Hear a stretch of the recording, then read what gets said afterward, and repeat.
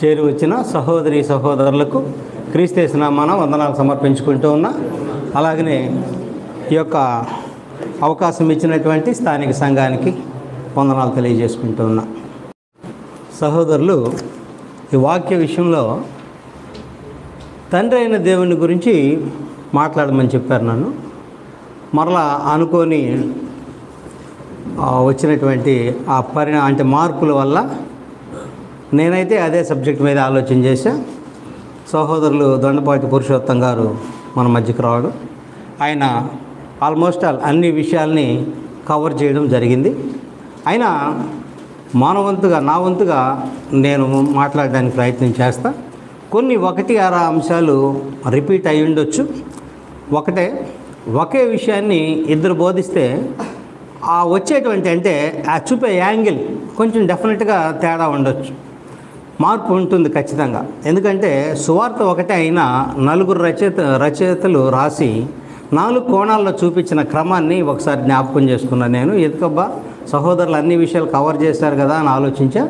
కాకుంటే నేను కవర్ చేయాల్సిన విధంగా నేను మాట్లాడే విధంగా మాట్లాడతాను, ఆలకించాలని మనవి చేసుకుంటున్నా. నాకు ఇచ్చిన సమయం 1 గంట. ఇప్పుడు దేవత్వం మీదనే మాట్లాడుతూ ఉన్నా. దేవత్వం విషయంలో గాడ్ హెడ్ అని ఇంగ్లీష్లో, దీనికి ముందుగా ఒకటి మనవి చేస్తూ ఉన్నా. ఈ మధ్యకాలంలో అనేక మంది ఎలా మాట్లాడుతూ ఉన్నారంటే, ఆ మాట్లాడే వాళ్ళందరికీ కూడా గ్రీకు తెలియదు, హెబ్రూ తెలియదు, గ్రామర్ తెలియదు, ఇంగ్లీష్ తెలియదు, ఏమీ తెలియడం లేదు. చక్కటి తర్జుమా అని పెద్దలందరూ గతంలో చెప్పున్నారు మనకి.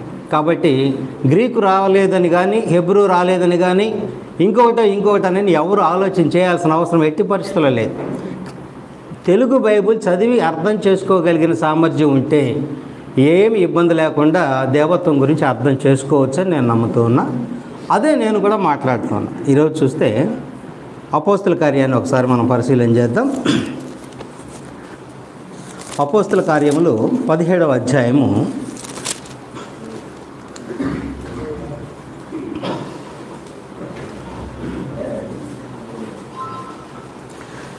29వ వచనం.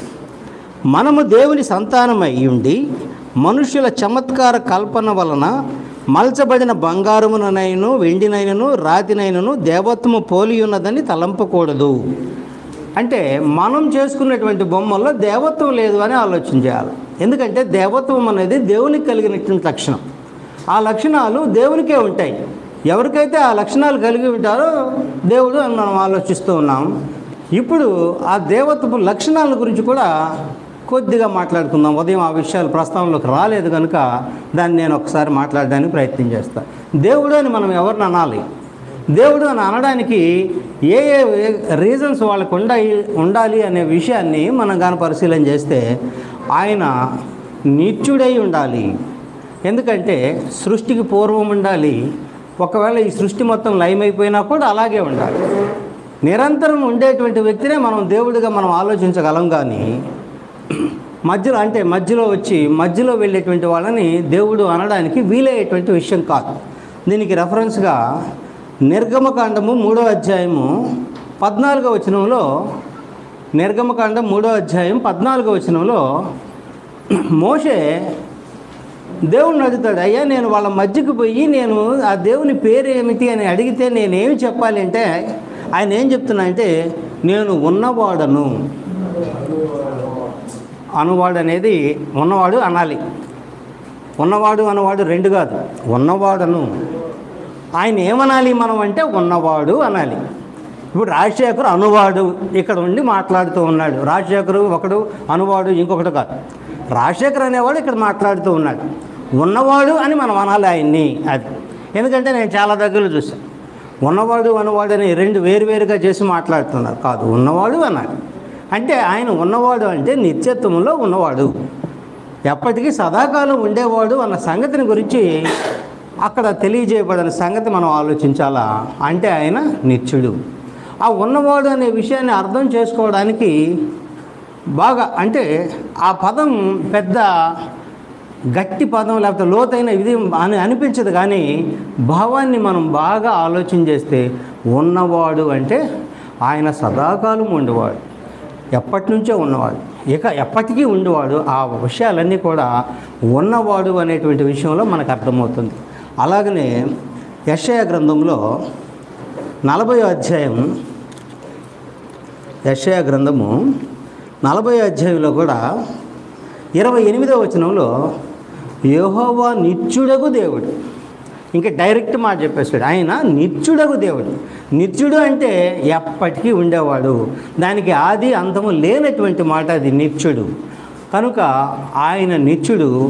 మొట్టమొదట దేవునికి ఉన్నటువంటి లక్షణం అంటే దేవత్వంలో ఉన్నటువంటి లక్షణము నిత్యుడు అన్న విషయాన్ని మనం రెండు లేఖనాలే చూద్దాం ఎక్కువ, ఎందుకంటే మనకి సమయం 1 అవర్ లోపల నేను ముగించాలి.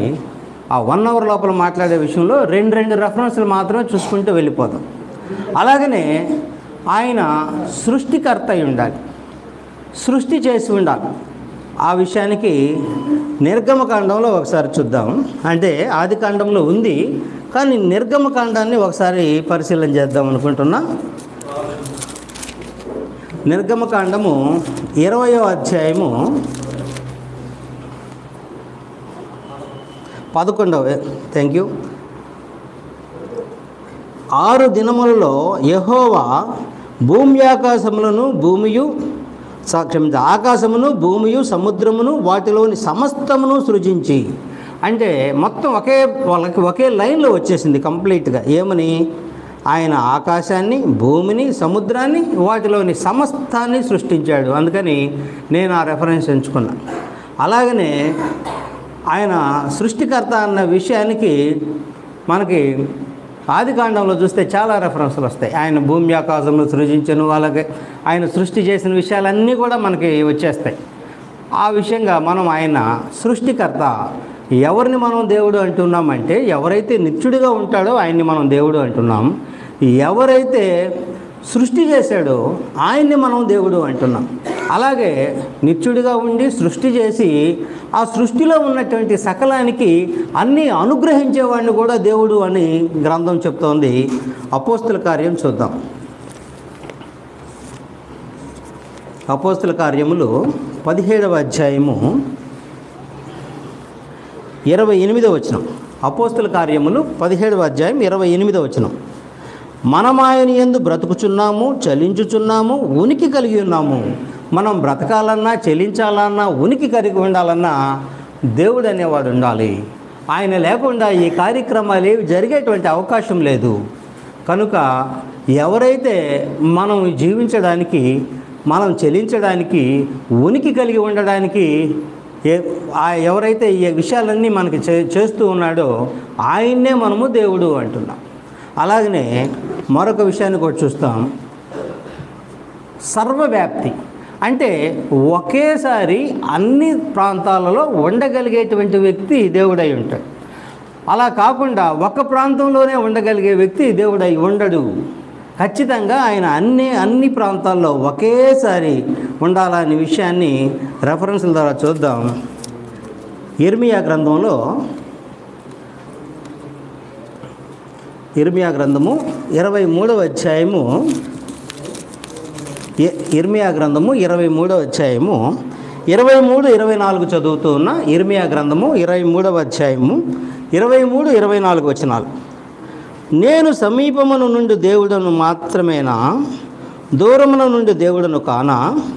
యెహోవా సెలవిచ్చిన మాట ఏదనగా, నాకు కనబడకుండా రహస్య స్థలములలో దాగగలవాడెవడైనను కలడా? ఇక్కడ బాగా చేసుకుంటే, నేను భూమి ఆకాశములు అంతటను ఉన్నవాడను కానా? భూమి ఆకాశం అంతటా అంటే ఒక ప్రాంతంలో ఉన్నాడు, ఇంకో ప్రాంతంలో లేడు అనేటువంటి విషయం కాకుండా భూమి ఆకాశాలు అంతటా ఉన్నవాడను. అంటే ఆయన ప్రజెన్స్ లేనటువంటి ప్రదేశమే లేదు. ఎక్కడికి వెళ్ళినా, ఇంకొక రెఫరెన్స్ కూడా మనం చూస్తుంటాం, ఎక్కడికి వెళ్ళినా ఆయన నువ్వు ఇక్కడ ఉన్నావని చెప్పబడేది. అలాగనే ఒకే అంశానికి చాలా రెఫరెన్స్లు ఉంటాయి గ్రంథంలో. మనం ఒక్కొక్కసారి ఒక్కొక్క విషయాన్ని ఆలోచించుకోగలిగితే బాగుంటుంది. అలాగనే ఆయన సర్వజ్ఞాని, అన్నీ తెలిసినటువంటి వాడు. ఇందాక చెప్పినటువంటి విషయంలో సర్వాంతర్యామి అని కూడా కొందరు అంటూ ఉన్నారు. సర్వాంతర్యామికి తెలుగు డిక్షనరీలో కొంచెం అర్థం వేరుగా ఉంది. అంతా తానైన వాడు అనేటువంటి మాట ఉంది.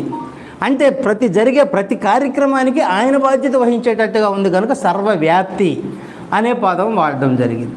తెలుగులో మనం కానీ అది కొట్టామనుకోండి, ఆమ్ని ప్రెజెన్స్ అనే పదాన్ని కొట్టే సర్వాంతర్యామి అని వస్తుంది. ఆ సర్వాంతర్యామి కాకుండా మనం సర్వవ్యాప్తిగానే మనం ఆలోచన చేద్దాం, ఎక్కడా కూడా పొరపాటు లేకుండా. అలాగనే సర్వజ్ఞాని అన్న విషయానికి గ్రంథం చెప్పేటువంటి డెఫినేషను, ఆయన అంతా తెలిసినవాడు, ఆయనకి మరుగై ఉన్నది ఏదీ లేదు. అలాంటి వాడినే మనం దేవుడు అంటున్నాం. అంటే దేవత్వపు లక్షణాల్లో ఆయన అన్నీ ఎరిగిన వాడై ఉండాలి. మొదటి సమూయేలు గ్రంథము 2వ అధ్యాయము 3వ వచనం మనం కానీ పరిశీలన చేస్తే, మొదటి సమూయేలు గ్రంథము 2వ అధ్యాయము 3వ వచనం, యెహోవా అనంత జ్ఞానియగు దేవుడు. అనంత అంటే మొత్తం, అంటే ఇంక ఆయనకి లేనటువంటి జ్ఞానమే లేదు, అన్నీ తెలిసిన అనంత జ్ఞానపూర్ణుడు. అంటే కంప్లీట్. ఇక ఏ ఒక్కరూ కూడా, అంటే 1% కూడా మిస్ అయ్యేటువంటి పరిస్థితి లేనటువంటి ఆయన అనంత జ్ఞానియగు దేవుడు అని గ్రంథం చెప్తా ఉంది. కాబట్టి ఆ రెండో విషయంలో మొదటి యోహాను పత్రిక 3వ అధ్యాయాన్ని, మొదటి యోహాను పత్రిక 3వ అధ్యాయము 20వ వచనం ఏం చెప్తుందంటే, సమస్తమును ఎరిగినవాడు, ఆయన సమస్తాన్ని ఎరిగినవాడు అనంత జ్ఞానియగు దేవుడు అని గ్రంథం చెప్తుంది. కనుక ఆయన సర్వజ్ఞాని అయ్యాడు. ఆయనకి తెలియంది ఏమీ లేదు. తల్లి గర్భంలో ఉన్నప్పుడే అన్ని విషయాలు ఎరిగినటువంటి ఆయన.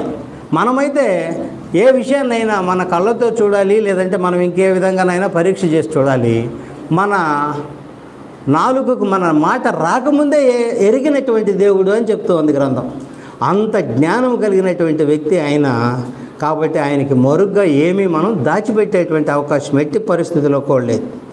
అలాగనే మరొక విషయం ఏంటంటే, ఈయన ఆత్మస్వరూపి, అలాగనే అదృశ్యుడు కూడా.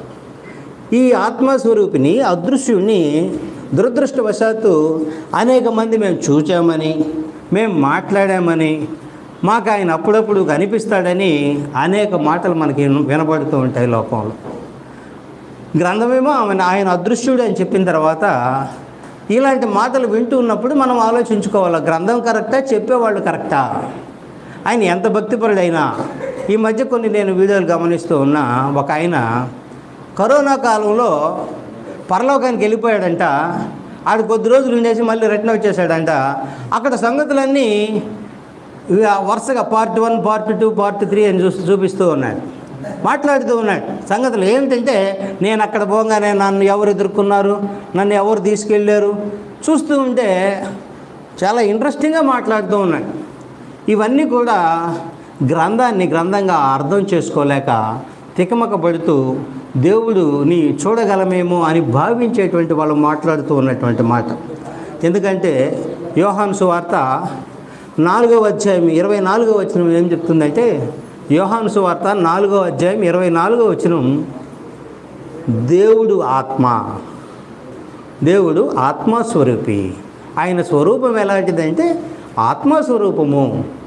అలాగనే రోమాపత్రిక 1వ అధ్యాయాన్ని ఒకసారి చదువుతా.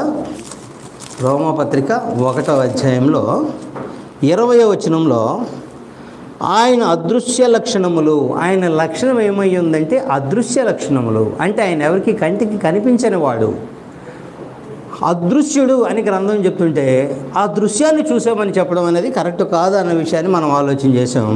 అలాగనే గ్రంథంలో ఏ విషయంకి వచ్చినా లేఖనాలు ఏం చెప్తున్నాయి, మనమేం భాష్యం చెప్తున్నాం, లేఖనాలు చెప్పే ప్రకారమే మనం మాట్లాడుతూ ఉన్నామా, లేకపోతే లేఖనాలకి వ్యతిరేకంగా మనం ఏమన్నా మాట్లాడుతున్నామా అని గ్రంథంలో గమనించాలి. 7వ అంశంగా ఆయన సర్వశక్తి గల దేవుడు. అంటే హీఈస్ ఆమ్నిపొటెంట్.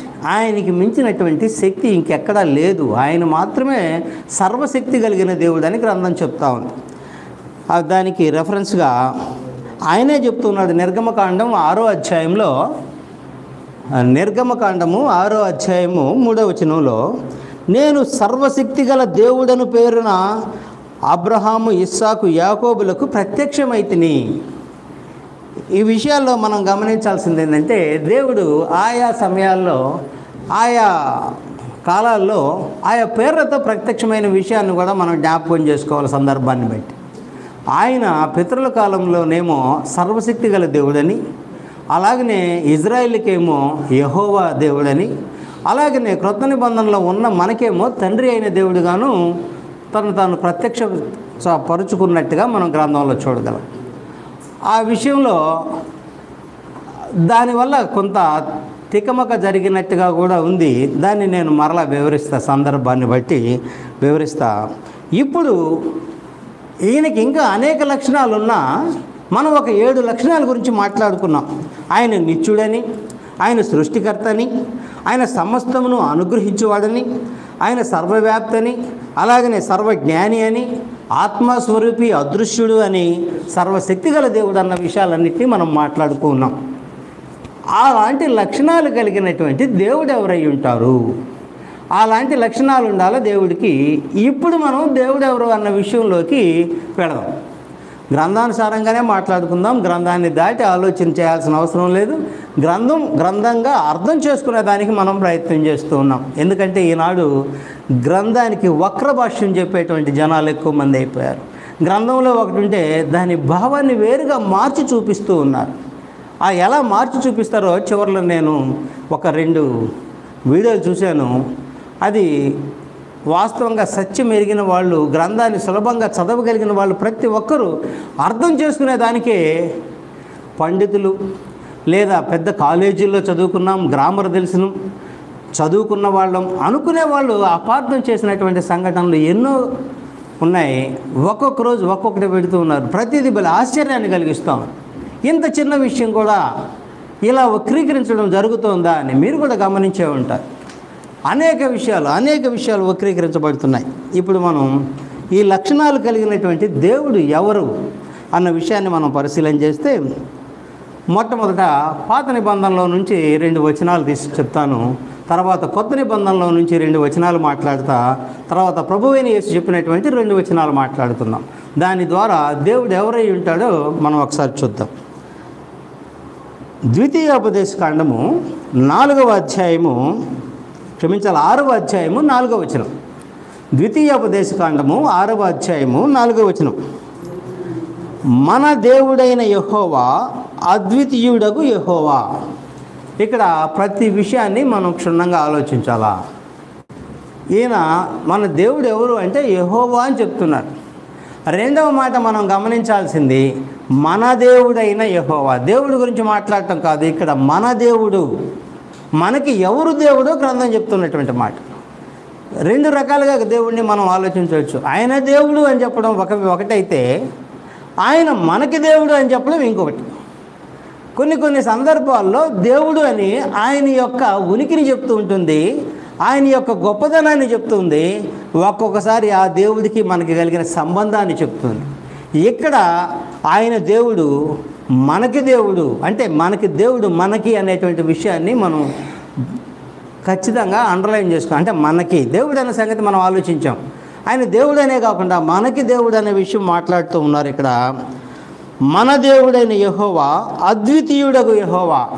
ఇందాక కూడా ఆలోచించాం. అద్వితీయుడు అంటే ద్వితీయము లేనివాడు. ద్వితీయము అంటే రెండు లేదు, ఇంకా ఉండేది ఒకటే. ఆ ఒకటి నేనే, వన్ గాడ్ అంటుంది ఇంగ్లీష్ బైబిల్. దీనికోసం మరలా మనం తర్జుమాలు ఎతకాల్సినటువంటి అవసరమే లేదు. అద్వితీయుడు అనగానే ద్వితీయము లేనివాడు, ఒకే ఒక్కడు, ఆయన యెహోవా దేవుడని ఈ యొక్క వచనాల్లో క్లారిటీగా ఉంది. అలాగనే యెర్మీయా గ్రంథం 32వ అధ్యాయము 27వ వచనం భాగం. యెర్మీయా గ్రంథము 32వ అధ్యాయము 27వ వచనం. నేను యెహోవాను సర్వ శరీరులకు దేవుడను. ఎవరికి దేవుడు అని చెప్తుందేమో, అక్కడేమో ఇజ్రాయేల్కి దేవుడు అని చెప్తున్నారు. ఇక్కడికి వచ్చేటప్పటికి సర్వ శరీరులకు దేవుడను. ఈ కాన్సెప్ట్ అర్థం చేసుకోవాలి. ఎవరికి దేవుడు? దేవుడు ఎవరికి దేవుడు? సర్వ శరీరులకు దేవుడై ఉన్నాడని గ్రంథం మనకు చెప్తా ఉంది. ఈ విషయాల్లో మాటలు వస్తున్నటువంటి వాదన ఏమిటంటే, సహోదరులు చెప్పారు, అయినా ఒకసారి నేను సెకండ్ ఇచ్చేస్తాను. దేవుడు ఇక్కడ దేవుడు అన్న పదానికి ఎలోహిం అని వాడబడింది, అది బహువచనము అని మాట్లాడుతూ ఉన్నారు. ఆ బహువచనము ఏకవచనము అనడం కంటే సందర్భాన్ని బట్టి బహువచనంగాను ఏకవచనంగాను వాడబడింది. అక్కడ దేవుళ్ళు అని మనకి, అందుకే మనం తెలుగు తర్జుమా చూస్తే సరిపోతుంది. దేవుళ్ళు అని ఎవరినైనా అన్ని దేవతల గురించి మాట్లాడినప్పుడు బహువచనంగా ఆలోచించవచ్చు, దేవుడు అన్నప్పుడు ఏకవచనంగా ఆలోచించవచ్చు. అంతేగాని దానికి ఒక ప్రత్యేకత అంటూ ఏమీ లేదు.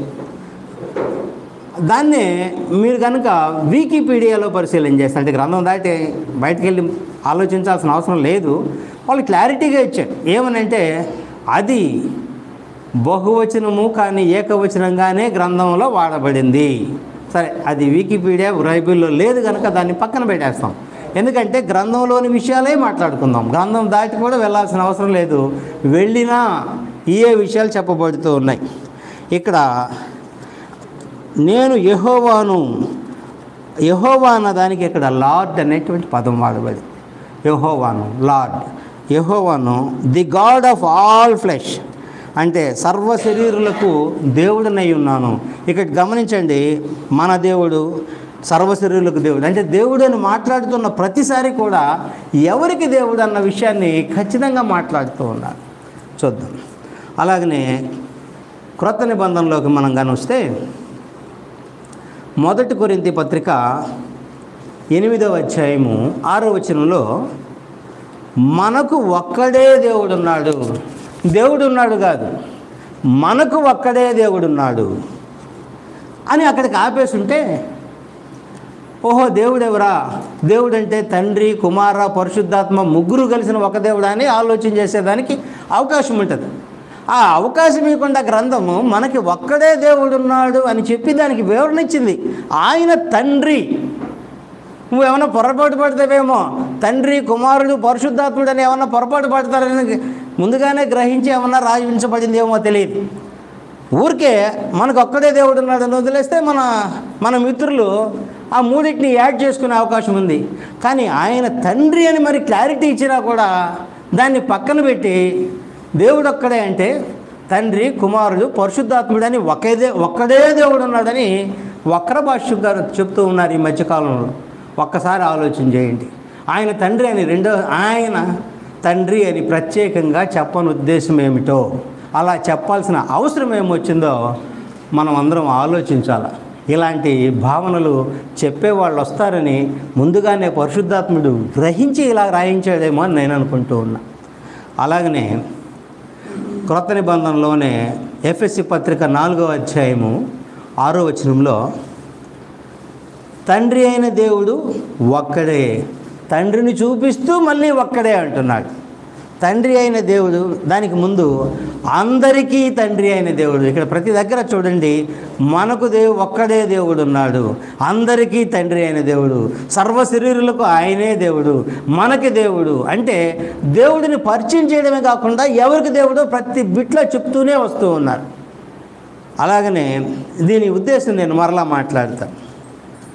అలాగనే ప్రభు అయిన యేసు మాట్లాడుతూ మార్కు సువార్త 15వ అధ్యాయం 34వ వచనంలో అందరూ తెలిసిందే, ఇందాక కూడా మనం మాట్లాడుకునింది, ఎలోహి ఎలోహి లామా సబక్తాని అని ఆయన మాట్లాడినటువంటి మాటలకి అర్థం చెప్పబడింది. ఎలోహి అంటే నా దేవా, లామా నన్నెందుకు సబక్తాన్ని చేయి విడిచితివి అని గ్రంథంలో క్లారిటీగా ఉంది. నేను ఈ ప్రతి పదానికి అర్థం ఎలా చెప్తున్నాను? ఎలోహి అంటే లామా అంటే ఇందాక సహోదరు చెప్పినట్టు మైస్వాడ్ అనేటువంటి ఒక యాప్ ఏ ఆండ్రాయిడ్ ఫోన్లోనైనా వేసుకోవచ్చు. అది పెద్ద కష్టమేం కాదు. దాన్ని ఎవరైనా చూడగలరు. ఇంగ్లీష్లో కొంచెం చదవగలిగితే, కొంచెం రాయగలిగితే, కొద్దిగా అర్థం చేసుకోగలిగితే మీకు ఏ వచనం కావాలో ముఖ్యంగా కింగ్ జేమ్స్ వర్షన్ అని ఉంటుంది. ఆ కింగ్ జేమ్స్ వర్షన్లోకి మనం వెళ్ళి ఆ వచనాన్ని మనం అట్లా కొట్టంగానే ఉండే పదాలన్నీ చూపిస్తూ ప్రతి ఇంగ్లీష్ పదానికి పక్కన అది పాత నిబంధన అయితే హెబ్రూ పదాన్ని, అది క్రొత్త నిబంధన అయితే గ్రీకు పదాన్ని చూపిస్తుంది. ఎట్ ది సేమ్ టైం అది ఎలా పలకాల్లో కూడా చూపిస్తుంది. ఇప్పుడు ఎకాద్ అని, అది ఇట్ ఈస్ నాట్ ఎకార్డ్, ఇట్ ఈస్ ఎకాద్. ఆ ఎలా పలకాలో కూడా చూపిస్తుంది. అలాగనే అది దానికి ఉన్నటువంటి అర్థాలన్నీ చూపిస్తుంది. దాని భావం ఏమో చూపిస్తుంది. ఫోనెటిక్స్ అంటే మాట్లాడాల్సినటువంటి విధానం కూడా చూపిస్తుంది. ఎవరైనా కూడా అవసరమైతే నేను సహోదరుని అడిగి దాని లింకు మీ దీనిలో ఆ యొక్క గ్రూప్లో షేర్ చేస్తాను. అందరూ డౌన్లోడ్ చేసుకోండి. ఎవరో మనల్ని తెలియని పదాల్ని బూచిలాగా చూపించి ఇదిగో ఇది హెబ్రూ, ఇదిగో ఇది గ్రీకు అని మనల్ని ఇబ్బంది పెట్టకుండా మీరు కూడా డైరెక్ట్గా చూసుకునే విధంగా ప్రయత్నం చేయండి అని మనం చేస్తూ ఉన్నా. ఎందుకంటే తెలుగు బైబిల్ని దాటి బయటికి వెళ్ళాల్సిన పని ఎట్టి పరిస్థితుల్లో లేదు. నేను ఎంత వెతికినా, ఏ అర్థాలు ప్రయత్నం చేసినా నాకేం కొత్తగా ఏమీ కనపడలా ఆ రెండిట్లో, గ్రీకులోను హెబ్రూలోను. కాకపోతే పదాలు తెలుసుకున్నాం, వొకాబులరీ వచ్చి చేరింది. నా బుర్రలో కొత్త పదాలు వచ్చి చేరాయి. దేవుడు అంటే హెబ్రూలో ఎలోహిం అంటారని, దేవుడు అంటే గ్రీకులో థియోస్ అంటారని తెలుసుకున్నా. అంతవరకే. సహోదరుడు అన్నట్టు పిలువబడిన వారంటే ఎక్లీషియా అని ఎప్పుడో తెలుసుకున్నాం. ఇలాంటి కొత్త పదాలు నేర్చుకోవడానికి తప్ప అర్థాలు మార్చుకోవడానికో లేకపోతే ఇక్కడ లేనిది అక్కడేదో ఉందనో భ్రమపడాల్సిన అవసరం ఎట్టి పరిస్థితుల్లో లేదు. కాబట్టి కొంతమంది మిత్రులు చెప్పినట్టుగా ప్రత్యేకమైన గ్రామరో లేక ప్రత్యేకమైనటువంటి భాషో మరొకటో నేర్చుకోవాల్సిన అవసరం లేదు. దేవుని యందు ఆసక్తి ఉండి నేర్చుకోవాలంటే మనసుంటే ఎవరైనా నేర్చుకోవచ్చు, ఎవరికైనా అర్థమవుతుంది. అలాగనే ప్రభు అయిన యేసు చెప్పినటువంటి దీనిలో ఎలోయి ఎలోయి అన్నటువంటి దానికి నా దేవా, దేవా కాదు ఇక్కడ నా దేవా అంటే ప్రభు అయిన యేసు కూడా తండ్రి అయిన దేవుణ్ణి నా దేవుడు అని సంబోధిస్తున్నట్టుగా మనం చూసాం. ఇక్కడ మనం ఇప్పటి వరకు చదివిన ప్రతి లేఖన భాగంలో దేవుడంటూనే ఎవరికి దేవుడో చెప్తూ వస్తున్నాం ప్రతి విషయాన్ని.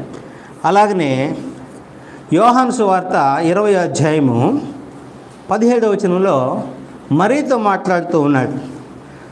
నా తండ్రియు మీ తండ్రియు, నా దేవుడును మీ దేవుడును. ఇక్కడ కూడా క్లారిటీ ఇస్తున్నాడు. నాకు దేవుడు మీకు దేవుడే, మీకు కూడా దేవుడే అని చెప్తున్నాడు ఆయన, నాకు కూడా దేవుడే అని చెప్తున్నాడు. సో దేవుని విషయంలో ఇలా ప్రతి దగ్గర మనం చూసాం, క్లారిటీ చూసాం.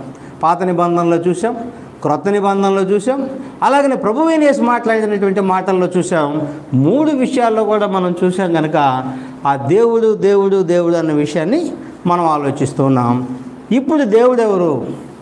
యెహోవా దేవుడా అంటే ఎస్, మనం ఆలోచించినట్టుగా పితరుల కాలంలో ఈయన సర్వశక్తి గల దేవుడుగాను, అలాగనే ఇజ్రాయేలుకి యెహోవా దేవుడుగాను, నేడు క్రొత్త నిబంధన కాలంలో ఉన్న మనకందరికీ తండ్రి అయిన దేవుడుగాను బయలుపరచబడ్డాడు. ఈ ముగ్గురు వ్యక్తులు ముగ్గురు వేరు కాదు. మళ్ళీ అట్లా ఏమన్నా దానికి ఇంకేమన్నా భాష్యం చెప్తారేమో. ఇదే వ్యక్తిని రకరకాల పేర్లతో. ఎందుకంటే ఆయన నేను అబ్రహాము దేవుడును, ఇస్సాకు దేవుడును, యాకోబు దేవుడును అంటే మీ పితరులు ఏ దేవుణ్ణి అయితే అనుసరించారో, ఏ దేవుణ్ణి అయితే అంగీకరించారో ఆ దేవుణ్ణి నేనే, ఆయన వేరు నేను వేరు కాదు అని చెప్పడం కోసం మాట్లాడుతున్నటువంటి మాట. అంతేగాని నాకు కూడా గతంలో అప్పట్లో ఆ స్టూడెంట్గా ఉన్నప్పుడు ఇదే డౌట్, అబ్రహాము దేవుడు, ఇస్సాకు దేవుడు, యాకోబు దేవుడు ఎందుకు ఇలా రాయబడింది? మరి దేవుడు అంటే సరిపోద్ది కదా అంటే, దేవతలు అనబడిన వారు ఎందరో ఉన్నారు కనుక ఇదిగో మీ పితరులు కూడా దేవుడిగా నన్నే అంగీకరించారు, నేనే వారి దేవుణ్ణి, ఆ దేవుడినైనా నేను ఇప్పుడు మీతో మాట్లాడుతున్నానని చెప్పడానికి ఉపయోగించబడినటువంటి మాట. కాబట్టి ఈయన ఆయా సమయాల్లో ఆయా రకాలుగా మనకు కనిపించినట్టుగా గ్రంథం చూస్తాం. అలాగనే ఇక్కడ ఎలోహిం అన్న పదం గురించి మరొకసారి మాట్లాడాల్సిన పరిస్థితి వచ్చింది. యెహోవా అనే పదానికి కూడా మనం చూస్తే ద్వితీయోపదేశకాండం 6వ అధ్యాయం 4వ వచనం, మళ్ళీ రిపీట్ చెప్తున్నా, మన దేవుడైన యెహోవా అద్వితీయుడగు యెహోవా. ఇక్కడ యెహోవా దేవుని గురించి చెప్తూ దేవుడు అంటూ ఎలోహిం అన్న పదం వాడితే అది ఏకత్వం అంటే ఏకవచనాన్నే సూచిస్తూ ఉంది. అది దేవుడికి కూడా ఉపయోగించబడింది. అలాగనే నిర్గమకాండము 32వ అధ్యాయం 17వ వచనంలో ద్వితీయోపదేశకాండం 32వ అధ్యాయం 17వ వచనంలో ఇది అన్య దేవతలకు వాడబడినటువంటి మాట చూద్దాం. వారు దేవత్వము లేని దెయ్యములకు తామెరుగని దేవతలకు, తామెరుగని అంటే వాళ్ళకి అసలు తెలియదు వాళ్ళెవరో, ఆ దేవత అనే పేరు దగ్గర కూడా ఎలోహిమే వాడబడింది. అంటే యెహోవాకి ఎలోహిం వాడబడింది. తామెరుగని దేవత అంటే ఎవరో దేవత ఎవరో తెలియదు అలాంటి వ్యక్తి పరిస్థితికి కూడా ఎలోహిం వాడబడింది. ఇందాక సహోదరుడు చెప్పినట్టు మోషేని ఫరోకి దేవునిగా నియమించినప్పుడు అక్కడ కూడా దేవునిగా అన్నక్కడ ఎలోహిమే వాడబడింది. ఇక్కడేమో అన్యుల దేవత, అక్కడేమో యెహోవా దేవుడు, ఇక్కడేమో ఫరో. ఈ ముగ్గురు గురించి దేవత్వం అన్న పదం, దేవుడు అన్న పదం వాడడానికి, దేవునిగా అన్న పదం వాడడానికి ఉపయోగించిన పదం ఖచ్చితంగా ఎలోహిమే.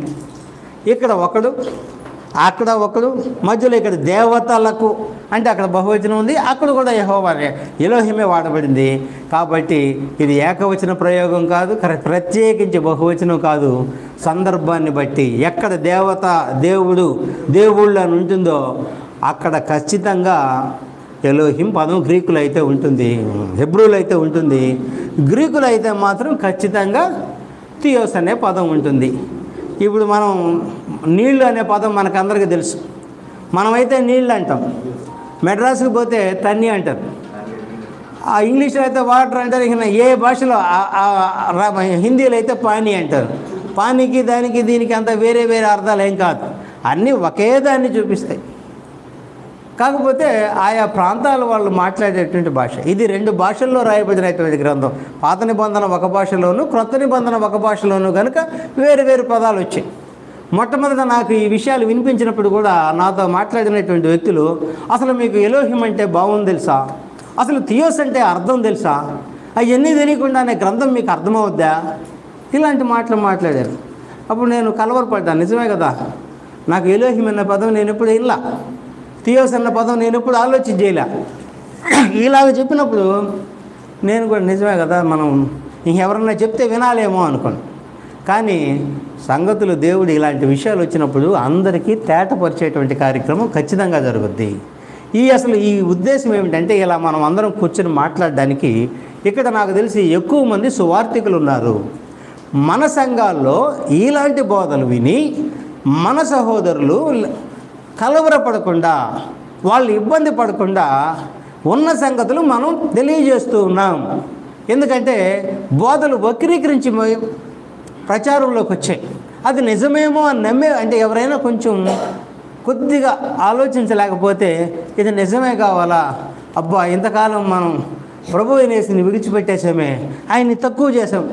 మనం ఎప్పుడు తక్కువ చేయాలి. ఆలోచించండి, ఎప్పుడైనా ప్రభువు యేసు లేకుండా ఆరాధన విషయం మనం ఎప్పుడు ఆలోచించాల. ఎప్పుడు ప్రార్థన చేసినా యేసుక్రీస్తు ద్వారా చేస్తున్నాం, అన్నీ ఇవ్వాల్సినటువంటి గౌరవాలన్నీ ఇస్తుంటే వాళ్ళు మనల్ని ఏమంటున్నారంటే, యేసుక్రీస్తు మీ దృష్టిలో యోగ్యుడు కదా, వాళ్ళ టైటిలే యోగ్యుడు కాదా. మనం అన్నామా యోగ్యుడు కాదా అని?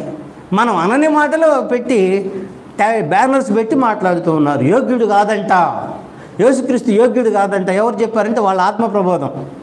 వాళ్ళకి అనుకుంటున్నారు మనం యేసుక్రీస్తు దేవుడు కాదని మనం అనుకుంటున్నామని వాళ్ళు చెప్తూ ఉన్నారు, మనం చెప్పటంలా. ఇది చాలా విడ్డూరమైన విషయం. మనం చెప్పాలి యోగ్యుడు కాదని, అప్పుడు వాళ్ళు ప్రచారం చేయాలి. వాళ్ళే చెప్తున్నారు, మన వాడిని వాళ్ళు వినిపిస్తూ ఉన్నారు. ఆయన యోగ్యుడు కాదంటాయా, ఆయనకి ఆరాధన చేయకూడదంటాయా. ఆరాధన మనం చేయకూడదంటే గ్రంథం చెప్పలేదు కనుక మనం చేయటం లేదు. ఆరాధన కోరిన వాడు తండ్రి అని గ్రంథం క్లారిటీగా చెప్పింది కాబట్టి తండ్రికి ఆరాధన చేస్తున్నాం. ఆరాధన ఎందుకు చేయరు? మీ దృష్టిలో మళ్ళీ small god, big god, theory ఆడుంది, ఇవన్నీ మాట్లాడుతున్నారు. మనం మాట్లాడటం లేదు. గ్రంథం చెప్పిన మాటకి పొల్లుపోకుండా మాట్లాడడానికి ప్రయత్నం చేసేటువంటి బ్యాచ్ మనం. అంతేగాని వివిధ అర్థాలు చెప్పి వేరే వేరే రకాలుగా మనం మాట్లాడాల్సినటువంటి అవసరం ఎట్టి పరిస్థితుల్లో లేదు. అలాగనే ఇందాక ఎకాద్, ECHAD, it is not ఎకాడ్, it is ఎకాద్. ఎకాద్ దాకి నకారపులు ఎకాద్. ఈ ఎకాద్ అనేటువంటి పదాన్ని గురించి కూడా చాలా ప్రచారం. నిజంగా నా సహోదరుడు చెప్పాడు, అస్తమయమును ఉదయమును కలుగగా ఒక దినమాయను అవుద్ది. దానిలో తప్పేముంది? 30 రోజులు కలిస్తే కూడా ఒక నెల అవుద్ది. అప్పుడు ఎకాద్ అంటే 30 కాదు కదా. ఎకాద్ అంటే ఒకటే. ఆ ఒకటి రావడానికి అనేక రకాల కారణాలు ఉండొచ్చు. ఆ కారణాలన్నింటినీ పెట్టి ఎకాద్ అంటే 2 అని, ఎకాద్ అంటే 3 అని, ఎకాద్ అంటే 7 అని ఎవరు చెప్పడానికి అవకాశం లేదు. ఆ ఒకటి ఎలా వచ్చిందంటే ఎన్నో కారణాలు ఉంటాయి. లెక్కల స్టూడెంట్ని అడిగితే చెప్తారు. 4 కాళ్ళు కలిపిస్తే, కాళ్ళు అంటే 4 1/4 కలిస్తే 1 అవుద్ది. 2 అరలు కలిస్తే 1 అవుద్ది. 1/10 10 కలిస్తే 1 అవుద్ది. ఈయన ఈ లెక్కలు చెప్పుకుంటా పోవడం ఇది లెక్కల పీరియడా? కాదు కదా. ఎకాద్ అంటే 1, దానికి వేరే భాష్యమే లేదు. నాకు డౌట్ వచ్చింది, వీళ్ళు కలవరపరిచారు నన్ను కూడా. ఎకాద్ అంటే 2 కలిస్తేనే 1, భార్యాభర్తలు కలిస్తే ఎకాద్, పగలు రాత్రి కలిస్తే ఎకాద్. కేంద్ర నాయన ఇది ఎట్ట పరిస్థితి ఏమవుద్దానని నేను అలా కొట్టకుండా గ్రంథంలో ఏం చేశానంటే, యూట్యూబ్లో గూగుల్లో ఇట్లా కొట్టే ఇదే అర్థం వస్తుంది నాకు అర్థమైపోయి. ఏం చేశానంటే నంబర్స్ డిజిట్స్ ఇన్ ఎకాద్, అది హెబ్రూ కదా, డిజిట్స్ ఇన్ హెబ్రూ అని కొట్టా. అక్కడ 1 నుంచి 10 దాకా వచ్చింది. దానిలో 1కి ఎకాద్ ఉంది. అదేమో 2 కలిస్తే ఎకాద్ అని చెప్పలా. 2కి 3కి 10కి మనకి నెంబర్లు ఉంటాయి కదా. ఇంగ్లీష్లో ఒక టేబుల్ వచ్చింది. ఆ టేబుల్ కూడా నేను సహోదరుల ద్వారా మీకు షేర్ చేస్తాను.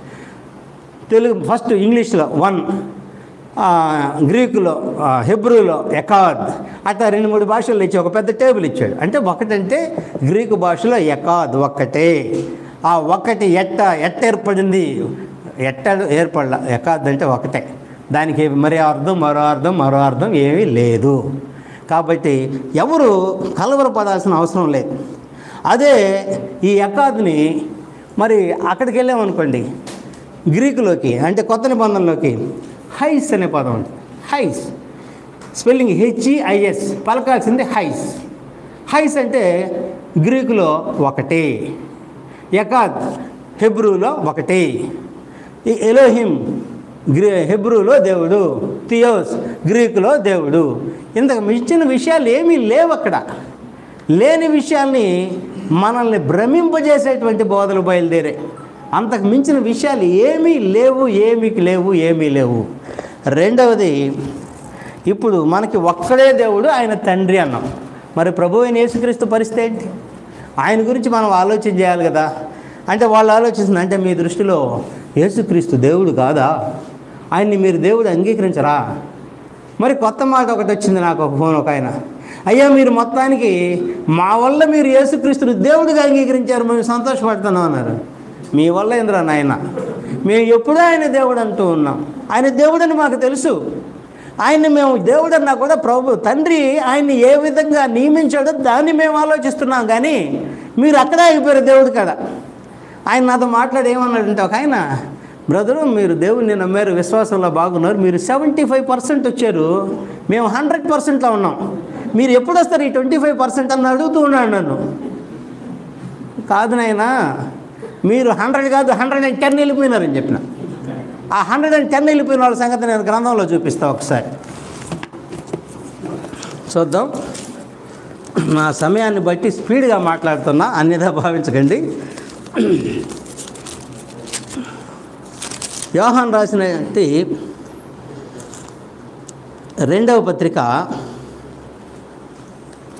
9వ వచనం, క్రీస్తు బోధయందు నిలిచి ఉండక దానిని విడిచి ముందుకు సాగువాడు. అంటే 100కి 110 తెచ్చుకున్నవాళ్ళు.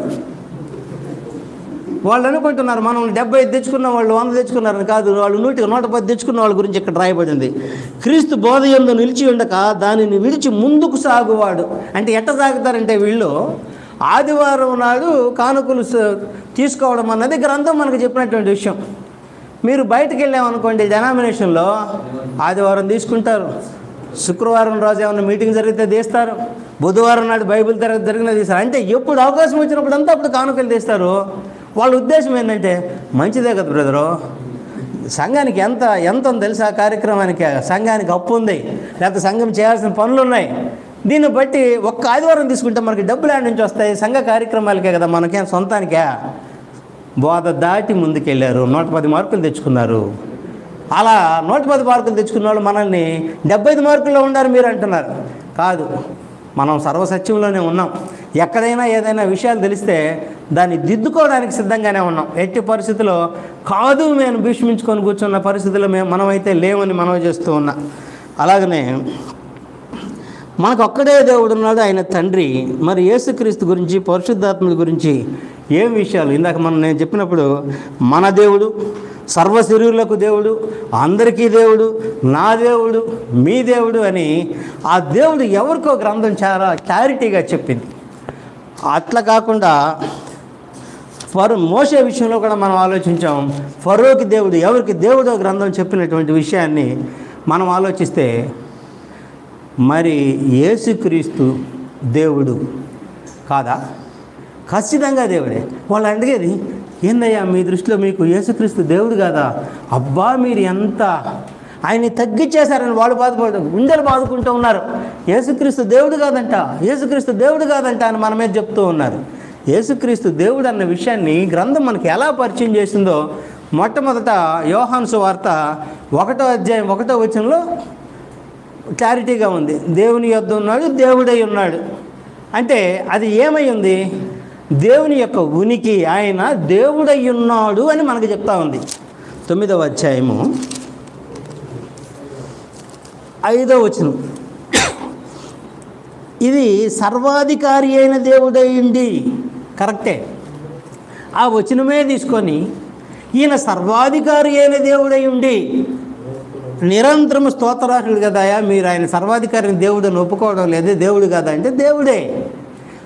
ఇక్కడ ఆ మాట ఎందుకు ఉపయోగించాడు? సర్వాధికారి అయిన దేవుడని రోమాపత్రికలో రోమీయులకు రాస్తూ ఎందుకు రాయబడుతుందంటే, వీళ్ళు 9వ వచనం మొదట్లో నాకు బహు దుఃఖము నా హృదయంలో మానని వేదనయు కలదంటున్నాడు ఆయన. ఎందుకు? వాళ్ళు చెప్పే భాష్యం ఏమిటంటే, మీరు దేవుడిగా అంగీకరించడం లేదు కాబట్టి దుఃఖం వేదన కలుగుతుందని చెప్పి మాట్లాడుతూ ఉన్నారు, భాష్యం చెప్తూ ఉన్నారు. కానీ అది కాదు వాస్తవం. అలాగే చదువుకుంటూ వస్తే ఇజ్రాయేలీలు ఆయన్ని గుర్తించలేకపోతున్నారన్న సంగతిని గురించి మాట్లాడుతూ ఉంది రోమాపత్రిక 9వ అధ్యాయం 1 నుంచి మనం చూసుకుంటూ వస్తే. ఆ ఇజ్రాయేళ్ల గొప్పతనం గురించి మాట్లాడుతూ 5వ వచనంలో పితరులు వీరివారు, అంటే ఇజ్రాయేల్లో నుంచి పితరులందరూ కూడా ఇజ్రాయేల్కి సంబంధించిన వాళ్ళు శరీరమును బట్టి క్రీస్తు వీరిలో పుట్టెను. అంటే అక్కడ ఉన్నటువంటి ఆ ఇజ్రాయేల్ గొప్పదనం ఏమనుకున్నా వీళ్ళంటే, పితరులందరూ కూడా వీళ్ళు వారు, అలాగనే క్రీస్తు కూడా వీళ్ళల్లో పుట్టాడు, అలాగనే ధర్మశాస్త్రం వీరిది, అర్చన ఆచారాలు వీరివి అని వాళ్ళ గురించి చెప్తూ సర్వాధిక అయిన క్రీస్తు వీరిలో పుట్టెను. క్రీస్తు అంటే మీరేమో ఆషామాషి అనుకుంటున్నారా? ఆయన సర్వాధికారి అయిన దేవుడు. అంతటి వంశంలో పుట్టిన మీరు ఆయన్ని ఎరగలేకపోతున్నారు ఏంటయ్యా అని బాధపడుతూ చెప్తుంటే, ఆయన దేవుడని మనం అంగీకరించడం లేదని వాళ్ళు భాష్యం చెప్తూ ఉన్నారు. ఈ విషయానికి ఇంకొంచెం క్లారిటీగా చూడాలంటే 30వ అధ్యాయంలో 30వ వచనంలో, అయితే మన మహిమందుము నీతిని వెంటాడిని అన్యజనులు నీతిని, అంటే అన్యజనులేమో రైట్ వేలో ఉన్నారు, ఇజ్రాయిల్ ఏమో రాంగ్ వేలో ఉన్నారు అని బాధపడుతూ ఉన్నాడు. అదే విషయాన్ని 10వ వచనంకి వచ్చేటప్పటికి, 10వ అధ్యాయంలోకి వచ్చేటప్పటికి, సహోదరులారా ఇజ్రాయిల్ అందరూ రక్షణ పొందవాలని నా హృదయాభిలాష. అంటే వాళ్ళ గురించి బాధపడుతూ అయ్యో వాళ్ళు తప్పిపోతున్నారా అని మాట్లాడుతూ ఇంత పెద్ద వంశమే. ఇప్పుడు కొన్నిసార్లు అంటూ ఉంటారు, ఉదాహరణకి నేనే ఆ 10th అప్పుడు పెద్దగా ఆరాధనకి వెళ్ళేవాడిని కాదు. మా ఇంట్లో వాళ్ళు మాట్లాడుతూ, మా తాత కూడా క్రిస్టియన్ రా, మీ నాన్న కూడా క్రిస్టియన్ రా, నువ్వేంద్ర చర్చికి పోకుండా అని. అంటే నువ్వు సరైన దారిలో లేవని చెప్పడానికి, మీ తాతల కాలం నుంచి మీరు సంఘంలోకి వెళ్తుంటే నువ్వెందుకు వెళ్ళవని చెప్పడం కోసం మాట్లాడుతున్నటువంటి మాట. అలాగనే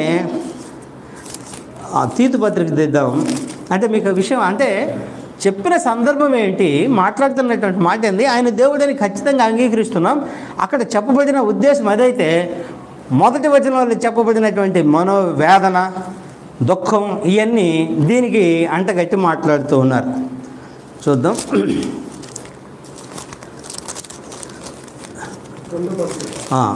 చదవండి ఒకసారి, చదవండి. ఒకసారి చదవండి. అనగా మహాదేవుడును మన రక్షకుడునైనా. చాలు. దీనిలో రక్షణ గురించి మాట్లాడుతూ ఉన్నాడు, రక్షణ యొక్క గొప్పదనాన్ని గురించి మాట్లాడుతూ ఆయన గురించి మహాదేవుడును అంటే ఆయన యొక్క ఉనికి, ఆయన దేవుడై ఉన్నాడు. వెంటనే మనకు రక్షకుడు, ఆయన దేవుడు మనకి రక్షకుడు, ఆయన స్తోత్రార్హమైన దేవుడు అంటే ఆయన గురించి చెప్తూ ఉన్నారు. ఎక్కడ కూడా అపోస్తులు ఎక్కడ కూడా ప్రభువైన యేసు మనకి దేవుడు అన్న మాట ఎక్కడా స్థాపించలేదు. దేవుడు అని చెప్పారు, మనం దేవుడని నమ్ముతూ ఉన్నాం. దేవుడు అంటున్నారు, ఓకే. పరిశుద్ధాత్మ దేవుడని గ్రంథం చెప్పింది, ఓకే. కానీ మనకి దేవుడని ఎవరిని పరిచయం చేసిందంటే తండ్రి అయిన దేవుడిని మాత్రమే పరిచయం చేసింది. కానీ యేసుక్రీస్తు మన దేవుడు అని చెప్పలేదు, మన రక్షకుడు అని చెప్పింది, మనకి క్రీస్తు అని చెప్పింది, మన ప్రభువు అని చెప్పింది. ఈ విషయాన్ని వదిలిపెట్టేసి చెప్పని దాన్ని తీసుకొచ్చి కనెక్ట్ చేస్తూ ఉన్నారు. ఇవన్నీ ఆలోచిస్తే చాలా ఇబ్బందికరమైన విషయాలు. అలాగని మనం ప్రభు అయిన యేసుని తక్కువ చేసినట్టు కాదు. మనకి దేవుడు ఏ విధంగా నియమించాడో ఒక్కటే మనం ఆలోచించాలా. మానవుడిగా ఉన్నటువంటి వ్యక్తిని, నరమాత్రుడైనటువంటి మోషేని ఫరోకి దేవుడిగా నియమించే అధికారం తండ్రికి ఉంది. అలాగే దేవుడైనటువంటి ప్రభు అయిన యేసుని మానవులకి ప్రభువుగా నియమించినటువంటి అధికారం కూడా ఆయనకే ఉంది. ఇప్పుడు మనం కాదు ఆయన దేవుడు అంటే తండ్రి యొక్క అధికారాన్ని మనం ప్రశ్నించినట్టే అవుతుందని నా ఉద్దేశం. ఎందుకంటే అపోస్తల కార్యంలో ఈ విషయాన్ని మనం ఒకసారి చూద్దాం. 2వ అధ్యాయం, అందరికీ తెలిసిన వాక్య భాగం, 2వ అధ్యాయం 36వ వచనం. మీరు సిలువ వేసిన ఈ యేసునే దేవుడు ప్రభువుగాను క్రీస్తుగాను నియమించను. దేవుడు నియమించేశాడు. మనకి ప్రభువుగా నియమించిన తర్వాత లేదు లేదు లేదు లేదు ఇది తూచ్, మేము ఆయన్ని ఆ విధంగానే దేవుడిగానే చూస్తాం కానీ ప్రభువుగా చూడమన్నట్టుగా ఉంది. ఆ మాట అనడం లేదు. కానీ దేవుడు మనం కాదనలేదు కదా. దేవుడు ఆయన సర్వాధిపతి అయిన దేవుడు కనుకనే మనల్ని ఆయన దేవుడైనటువంటి యేసు క్రీస్తుని ప్రభువుగా నియమించే అధికారం ఆయనకుంది. ఆ అధికారాన్ని మనం ప్రశ్నించిన వాళ్ళం మొత్తం కాదు అంటే, అలాగనే మీ హృదయములలో క్రీస్తును ప్రభువుగా ప్రతిష్ఠించుకోండి. దేవుడుగా ఆయన్ని ఆరాధించడానికి గ్రంథం చెప్పబడని సంగతుల వైపు బహు సంతోషంగా వెళ్ళిపోతున్నారు. ఎక్కడైతే గ్రంథం చెప్పిందో దాన్ని పెదచెవును పెడుతూ ఉన్నటువంటి పరిస్థితులు గ్రంథంలో మామూలుగా మన ఇక్కడ కనిపిస్తూ ఉన్నాయి. ఈ విషయాలన్నిటి మనం పరిశీలన చేస్తే మామూలుగా మన నిరీక్షణకు హేతువడుగు ప్రతి వానికి కూడా గ్రంథం ఏం చెప్తుందంటే మీక్నెస్ అండ్ ఫియర్ అంటే సాత్వికముతోనూ భయముతోనూ సమాధానం చెప్పమని గ్రంథం చెప్తే, ఇప్పుడు మాట్లాడే మాటలు ఎలాగున్నాయంటే విత్ యారగాన్స్ అండ్ టెర్రర్ అంటే ఒకలాంటి అహంకారంతో వారు ఎందుకు ఆ మార్గాన్ని అనుసరిస్తున్నా చెప్తున్నారు. వారు మాట్లాడుతుంటే మాటలు ఎలా ఉన్నాయంటే, మీకు సిగ్గులేదా? 30 ఏళ్ళుగా మీరు క్రైస్తవ్యంలో నేర్చుకున్న సంగతులు ఇయేనా? మీకు ఇక్కడ ఎవరో ఒక ఆయన పెద్ద ఆయన చెప్తేనే మీరు వింటారా? సత్యం చెప్పాడు విన్నాం, గ్రంథంలో విషయాలు చూపించాడు విన్నాం. నువ్వు గ్రంథంలో చూపిస్తే నీ మాట మాత్రం ఎందుకేనో? నువ్వు గ్రంథంలో లేని విషయాలు మాట్లాడితే ఎందుకంటే ఎవరు చెప్పినా అయినా నీకంటే ఇంకా పెద్ద ఆయన చెప్పిన ఆయన గ్రంథంలోని విషయాలు గ్రంథంలో ఉన్నది ఉన్నట్టుగా చెప్తే ఎవరు చిన్న బిడ్డ వచ్చి చెప్పినా వింటాము. గ్రంథంలో లేని విషయాలు ఆయన ఎంత పెద్ద మహామహుడు భౌతికంగా ఆయన ఏ స్టేజిలో ఉన్నా వినము. ఖచ్చితంగా గ్రంథాన్ని అనుసరించిపోయేవాళ్ళము, గ్రంథం ప్రకారం నిలిచేవాళ్ళం. మనం కూడా బహు జాగ్రత్తగా ఉండాలి అనేక విషయాల్లో.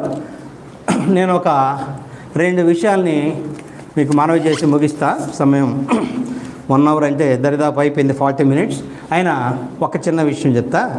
ఒక వీడియో ఒకటి చూసా, యెహోవా అనగా తండ్రి మాత్రమేనా క్రీస్తు ప్రభువు కాదా అని. యెహోవా అంటే తండ్రి మాత్రమేనా క్రీస్తు కాదా అని. మనకే అసలు తికమగ్గా ఉంది ఆ టైటిల్.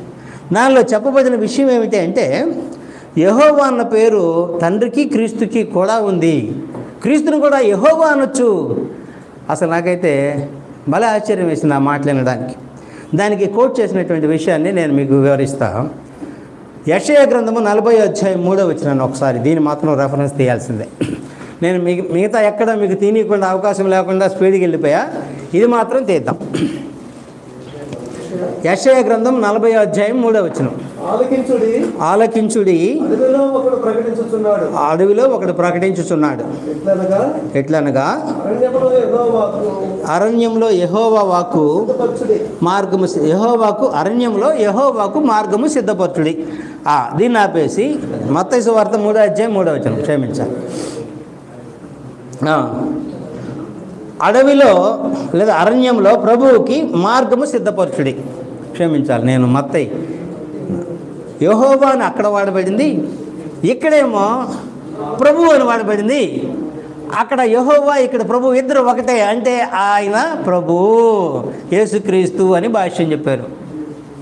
ఎట్లా ఒక్కసారి మనం ఆలోచిస్తే మత్తయి సువార్త 3వ అధ్యాయాన్ని నేను కూడా ఒకసారి తీస్తాను మీతో పాటుగా. 3వ అధ్యాయం 3వ వచనంలో ప్రభు అనేటువంటి మాట తీనక్కర్లా. మీరు దయచేసి మీ ఫోన్లలో కాకుండా మీ బైబిల్లో తీయాలని మనవి చేస్తున్నా. దానికి ఒక ఉద్దేశం ఉంది. 3వ అధ్యాయం 3వ వచనంలో ప్రభు అన్నట్టు, 3వ అధ్యాయం 3వ వచనం మత్తయి సువార్తలో ప్రభు అన్న పదం బోల్డ్ లెటర్స్లో ఉంటాయి. బోల్డ్ లెటర్స్ అంటే మీకు తెలుసు కదా, బాగా తిక్కుగాను పెద్ద అక్షరాల్లోనూ ఉంటాయి. ఎక్కడైనా కొత్త నిబంధనలో తిక్కుగాను బోల్డ్ లెటర్స్లో ఉంది అంటే అది యెహోవాని సూచించేటువంటి మాట. చిన్న అక్షరాల్లో ప్రభువు అని ఉంటే యేసుక్రీస్తుని సూచించే మాట. దానికి వక్ర భాష్యం చెప్తూ ఈ ప్రభు ఎవరంటే అక్కడ యెహోవా అంటే యేసుక్రీస్తుకి యెహోవా అనే పేరు కూడా ఉంది. అబ్బా, ఎంత కన్ఫ్యూజ్ చేశారు, ఎంత గందరగోళం చేశారు. దీన్ని నేను ఆయన చెప్తున్నది ఏంటంటే యెహోవా ఆయనకి ఏమని పేరుందంటే యేసుక్రీస్తే అక్కడ కనిపించాడు. ఇక్కడ ప్రభువు అని ఉంది, అక్కడ యెహోవా అని ఉంది. ఈయన యేసుక్రీస్తే. ఎవరైనా కాదనగలరా? నేను కాదన్నా ఖచ్చితంగా. వాక్యం చదివితే మీరు కూడా కాదంటారు. దీని విషయంలో మత్తయి సువార్త 28వ అధ్యాయం చూద్దాం. మత్తయి సువార్త 28వ అధ్యాయాన్ని ఒక్కసారి నేను ఆ బోల్డ్ లెటర్స్ గురించి మీకు ఒక్కసారి వివరిస్తా.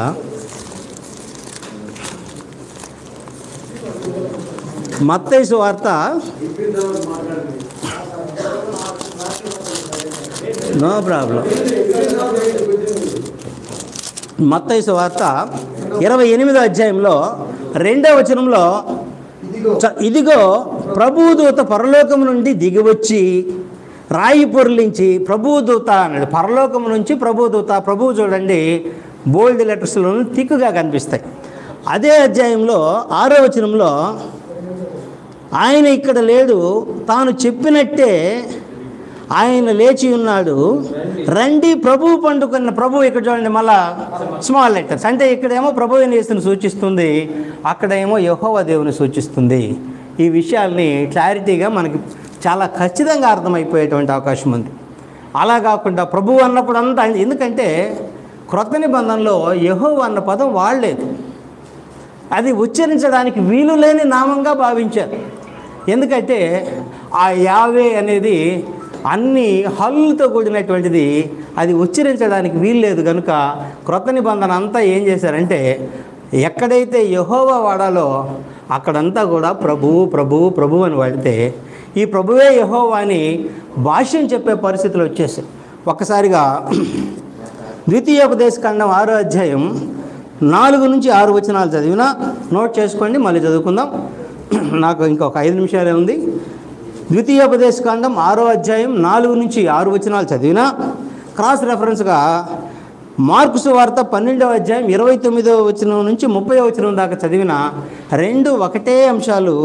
ఇక్కడేమో నీ దేవుడైన యెహోవా అద్వితీయుడైన యెహోవా అని రాయబడితే ఇక్కడ మన దేవుడైన ప్రభువు అద్వితీయుడైన ప్రభువు. అక్కడ యెహోవా వాడబడింది, ఇక్కడ బోల్డ్ లెటర్స్లో ఈ పదాలు వాడబడ్డాయి అన్న విషయాన్ని మనం గమనించాలి. అంతేగాని దీనికి మరొకటి భాష్యం చెప్పుకుంటూ పోతే ఎక్కడ యెహోవా కనిపించినా అక్కడ యేసుక్రీస్తు కనిపించినట్టుగా మనం అర్థం చేసుకునేటువంటి పరిస్థితులు ఉంటాయి. రెండవది, ఇంకొక వీడియో చూసా, దానిలో నిర్గమకాండం 3వ అధ్యాయంలో 1 నుంచి 4 వచనాల్లో పొదలో దేవుడు ప్రత్యక్షమయ్యి అనే మాటను ఒకసారి మీరు నోట్ చేస్తే గమనిస్తే, నిర్గమకాండం 3వ అధ్యాయం మొదటి 4 వచనాల్లో మొదట యెహోవా దూత ప్రత్యక్షమై, రెండోది యెహోవా ప్రత్యక్షమై, మళ్ళీ దేవుడు ప్రత్యక్షమై ఒకే వ్యక్తిని 3 రకాలుగా పిలిచినటువంటి పరిస్థితి. ఇంతకీ ఆ ప్రత్యక్షమైంది యెహోవా దూత లేకపోతే యెహోవానా దేవుడు ఏంటి? ఈ గజిబిజ అంటే ఒక్కటే మనవి చేస్తూ ఉన్నా, ఎక్కడైతే మనకి ఇవన్నీ వస్తాయో ఆ విషయానికి మనం తేటగా అర్థం అవ్వాలంటే క్రొత్త నిబంధన కోణంలో నిలబడి పాత నిబంధనని గమనించాలి. పాత నిబంధనలో మనం చూస్తే మోషే దేవునితో ముఖాముఖి మాట్లాడను అని గ్రంథం చెప్తా ఉంటుంది. క్రొత్త నిబంధనలోకి వచ్చేటప్పటికి అదృశ్యుడైన వాణిని చూచుచున్నట్లుగా, అదృశ్యుడిని అసలు చూస్తే అతను అదృశ్యుడు ఎలా అవుతాడు? దేవుడు అదృశ్యుడని గ్రంథం చెప్పిన తర్వాత ముఖాముఖి చూసావంటే అదృశ్యుడు కాదు అని అర్థం. అంటే గ్రంథాన్ని ఖండించదు. మరి దాన్ని ఏ కోణంలో చూడాలంటే క్రొత్త నిబంధన కోణంలో చూస్తే, హెబ్రీ పత్రికలో చూస్తే ఆయన ఎలా చూశాడో మనకి తేటగా అర్థమవుతుంది. కానీ కేవలం అక్కడ చూసి దీనికి చెప్పబడినటువంటి భాష్యం ఏమిటంటే, అపోస్తల కార్యం 7వ అధ్యాయంలో అగ్ని జ్వాలలలో ఒక దేవదూత అతనికి కనపడింది. దానికి క్లారిటీ కొత్త నిబంధనలో ఇచ్చేసాడు. కానీ అంటే ఇక్కడ క్రాస్ రెఫరెన్స్ ఏంటంటే నిర్గమకాండం 3వ అధ్యాయం మొదటి 4 వచనాలు, దానికి క్లారిటీ అపోస్తల కార్యములు 3వ అధ్యాయము 30వ వచనం. ఇక్కడ నేను ఫాస్ట్లో చాలా దొరుకుతూ ఉన్నాయి, క్షమించండి. అపోస్తల కార్యం 7వ అధ్యాయం 30వ వచనంలో అగ్ని జ్వాలలలో ఒక దేవదూత అతనికి కనపడను. అంటే మనం ఇక్కడ ఆలోచించాల్సింది దేవదూత. మరి ఎందుకు ఆ విధంగా యెహోవాని దేవుని దూతని దేవుడు అని వాడబడింది అంటే, అయ్యా ఇది దేవుని సందేశము, ఈ సందేశం దేవునిది అని మనకు అర్థం అవ్వడం కోసం రాయబడినటువంటి మాటే. కానీ ఇక్కడ దేవదూత అక్కడ అది మళ్ళీ 3 రాసి ఏందని మనం గడిబిడి అవ్వాల్సిన అవసరం లేదు. అక్కడ క్రొత్త నిబంధన కోణంలో చూస్తే మనకి తేటపరచబడుతుంది విషయాలు. కాబట్టి మనం బహు జాగ్రత్తగా ఉండాలని మనవి చేసుకుంటూ ఉన్న ఒక 3 వచనాలు మాత్రం వివరించి నా సెషన్ ముగిస్తానని మనవి చేస్తూ ఉన్నా. కొలస్సీ పత్రిక రాసేటప్పటికీ తత్వజ్ఞానం ఏమిటంటే నాస్టిసిజం అంటారు. నాస్టిజం కాదు, నాస్టిసిజం. ఆ నాస్టిసిజం నిరర్ధక తత్వజ్ఞానము చేత మిమ్మల్ని చెరపట్టుకొని పోవాడు ఎవరైనా వస్తారేమో జాగ్రత్తగా చెప్పేదానికి బహు జ్ఞానంలాగే కనిపిస్తుంది. అది నిరర్ధకమైనది, మోసకరమైనటువంటి ఆ జ్ఞానం చేత ఎవరైనా వచ్చి నిన్ను ఎత్తుకుపోతాడేమో, దేవుని సంఘంలో నుంచి బయటికి తీసుకుపోతాడేమో, జాగ్రత్త, మిమ్మల్ని మీరు కాచుకోండి. ఆ విషయం నేను ఇప్పుడు కూడా మనవి చేస్తున్నా. మనమందరం కూడా ఎలాంటి బోధనలు వచ్చినా కూడా అది లేఖనమో కాదో పరిశీలన చేసుకుంటూ, లేఖనాలు అయితే లేఖనం ప్రకారమే పోవాలని, కానీ అక్కడ కల్పనా కథలు లేకపోతే చాకుచక్యంగా బహు తీపిగా మాట్లాడి ఏదో చేస్తున్నటువంటి బోధల వైపు మనం వెళ్ళాల్సినటువంటి అవసరం ఏం లేదు. రెండోది ఇంకొకటి మాట్లాడుతూ ఉన్నా, ఇక్కడ నిలబడి నేను ఎవరికి వ్యతిరేకం కాదు. ఎవరైతే ఈ బోధలో ఈ విశ్వాసంలో ఉన్నారో సహోదరి సహోదరులారా, మనమందరం కూడా విశ్వాస విషయంలో చెడిపోకుండా మనం బహు జాగ్రత్తగా ఉంటూ మనం వెళ్ళేటువంటి సంఘాలను కూడా మనం కాపాడుకోవాల్సినటువంటి బాధ్యత మన మీద ఉంది. ఎందుకంటే గాలికి కొట్టుకుపోయే పరిస్థితి, అలలు కొట్టుకుపోయే పరిస్థితి, స్థిరత్వం లేకపోతే ఆ స్థిరత్వాన్ని గురించి మనం నేర్చుకుంటూ మన సంఘంలో కూడా ఎందుకంటే మన బోధ వినే వాళ్ళని మనం కొట్టుకుపోయే వాళ్ళగా తయారు చేయకూడదని మనం. అలాగనే గలతీ పత్రిక 1వ అధ్యాయంలో 6వ వచనం నుంచి భిన్నమైన సువార్త తట్టుకు మీరు ఇంత త్వరగా వెళ్ళిపోతున్నారంటే మంచి మాటలు అయిపోతే చాలా లేట్గా వస్తారు. అలాగే కాకుండా భిన్నమైనటువంటి విషయాలకైతే బహు ఫాస్ట్గా వెళ్ళిపోతాం. మంచి మాట అందరికీ షేర్ చేయాలంటే కుదరదు. ఏదైనా ఇట్లాంటి రాంగ్ డైరెక్షన్లు అయితే భలే ఫాస్ట్ విన్నావా, ఈ సంగతి తెలుసా అంటూ వెళుతుంది. అలాంటి వాటిలన్నింటినీ మనము అర్థం చేసుకుంటూ మన సంఘాల్లో అడ్డగించాల్సినటువంటి బాధ్యత మన మీద ఉంది.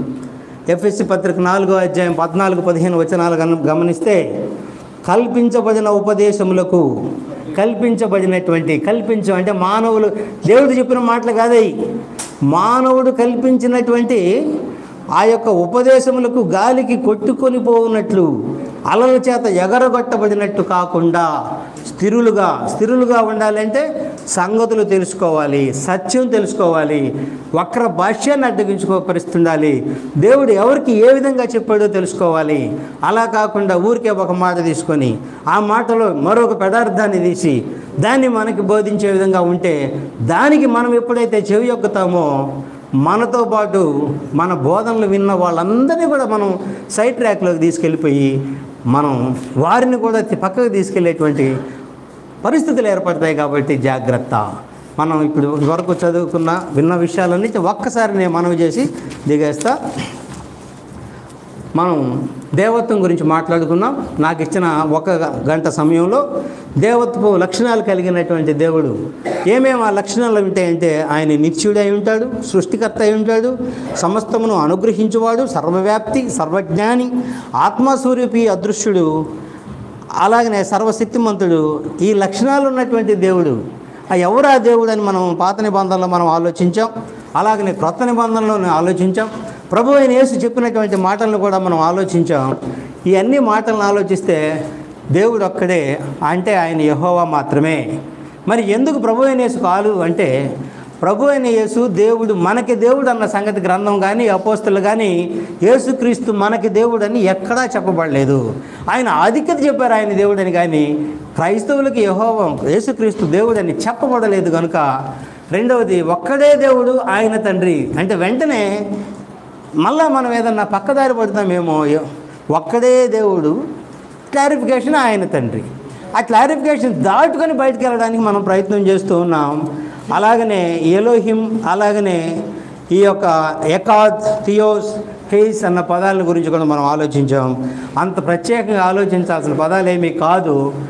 వాటిని మనం ఆలోచిస్తూ ఉన్నప్పుడు అన్ని విషయాలు అంటే ఆయన ఎవరికి దేవుడు, ఎక్కడైనా కూడా దేవుడు అంటే ఎవరికి దేవుడో గ్రంథం చెబుతూ ఉంది. కాబట్టి ఆ విషయాలన్నీ మీరు అన్నీ అర్థం చేసుకోవాలని, మీరు ఎక్కడైతే ఉన్నారో మీ సహోదరుల విషయాల్లో కూడా జాగ్రత్తగా ఉండాలి. ఇక్కడ మనం ఎవరికి వ్యతిరేకం కాదని మళ్ళీ మనం చేస్తున్నా. ఎవరైతే మనతో పాటు ఒకే విశ్వాసంలో ఉన్నారో వాళ్ళని జాగ్రత్తగా ఆ విశ్వాసంలో నడిపించుకోవాల్సినటువంటి బాధ్యత సువార్థికులైనటువంటి అందరి మీద ఉంది. సహోదరులైతే సహోదరుల మీద కూడా బాధ్యత ఉందని మనవి చేసుకుంటున్నా. ఈ అవకాశం ఇచ్చినటువంటి కావలి క్రీస్తు సంఘానికి వందనాలు తెలియజేసుకుంటూ ముగిస్తున్నాను.